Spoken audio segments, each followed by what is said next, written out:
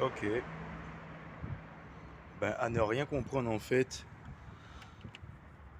j'ai mis le téton sur l'embout relié au récepteur, ça tenait bien. J'ai mis le téton, en fait, vous avez vu, pour l'émetteur. Et avec le téton sur l'émetteur, franchement, ça rentrait pas, hein. J'arrivais pas à le clipser. En fait, ça rentrait, mais ça se déclipsait en fait en retirant dessus. Donc, au niveau de l'émetteur, ben, j'ai retiré le téton et je l'ai mis à l'ancienne. J'ai rajouté du liquide de frein et effectivement, ça coule plus, certes. Donc, en fait, le problème venait, le problème de fuite au niveau de l'émetteur venait de la tête, de l'extrémité en fait du tuyau d'embrayage. Du jamais vu. Franchement, ça m'est jamais arrivé ça. C'est une première pour moi ça. Donc effectivement, je vois, ça, franchement, ça suinte pas. Ben maintenant c'est parti, je vais brancher mon purgeur de frein automatique de chez Starkit, comme tu sais. Et on va voir ce que ça va donner. On va voir si la pression tient. On va vérifier tout ça en fait.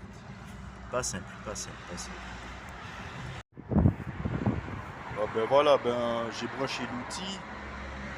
J'ai quand même un reproche sur cet outil par contre.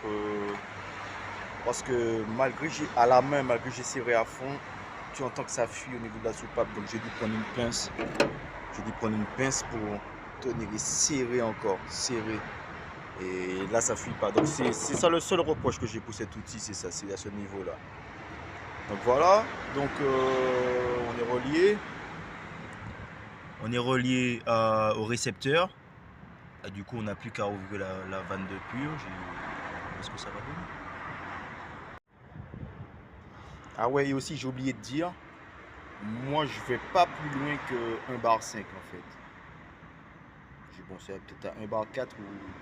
mais je veux pas plus loin que ça. C'est juste ça.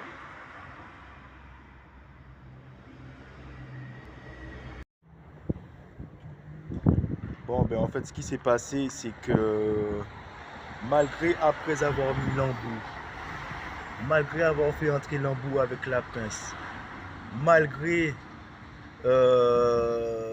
j'ai tout fait dans les règles de l'art, mais le truc qui se passe c'est que je pense que les extrémités qu'on a achetées pour le tuyau, ça venait de Chine, donc c'est pas la même précision que le produit d'origine. Au meilleur des cas, j'aurais peut-être à penser que le problème venait vraiment des extrémités du tuyau en fait. Mais pour moi, je reste sur un état d'esprit que le problème c'est vraiment un défaut de fabrique qu'il y a au niveau de l'émetteur. Au niveau du récepteur, ça ne coulait pas. Mais les gars, je ne vais pas vous mentir, franchement, j'ai utilisé une technique de fortune parce que franchement cette histoire de fuite là, ça commençait vraiment à me porter sur le système.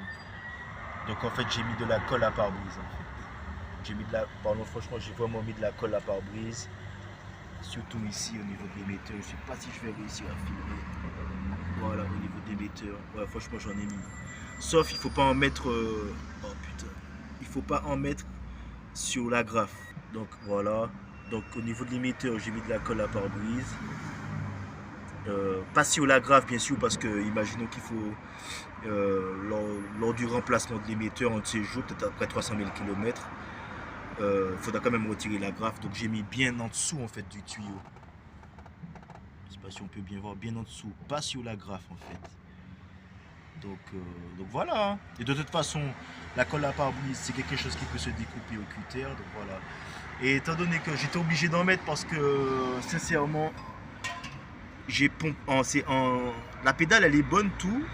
Le liquide de frein, ben, il est bon, sauf que j'ai remarqué qu'en appuyant sur la pédale, il y a encore un truc, ça suintait encore. Donc voilà, j'ai dû mettre de la colle à pare-brise. Je me suis dit, on va utiliser cette technique, hein. Étant donné que c'est une colle qui fait comme un caoutchouc, donc ça peut tenir la pression. Donc à partir de là, j'ai mis de la colle à pare-brise, hein. Bon, c'est pas super joli à voir, je reconnais. On va laisser sécher. Je suis sûr et certain que ce sera efficace. Donc voilà, il faudrait laisser sécher.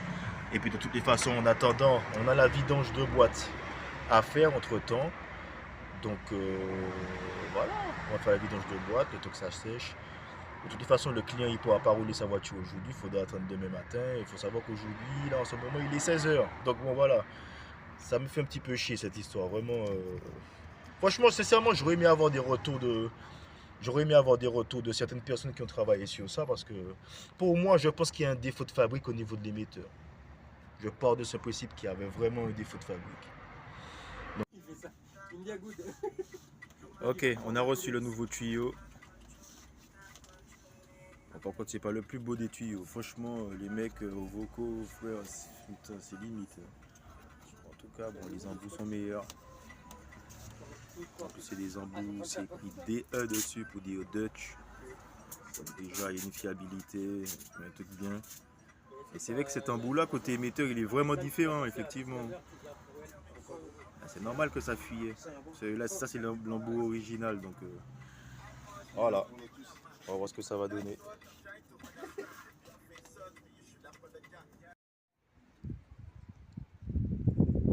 Voilà, s'il faut faire un comparatif des deux tuyaux, bon, le tuyau de Ovoko, franchement, franchement, ça ressemble à un tuyau trafiqué, je sais pas, c'est déformé.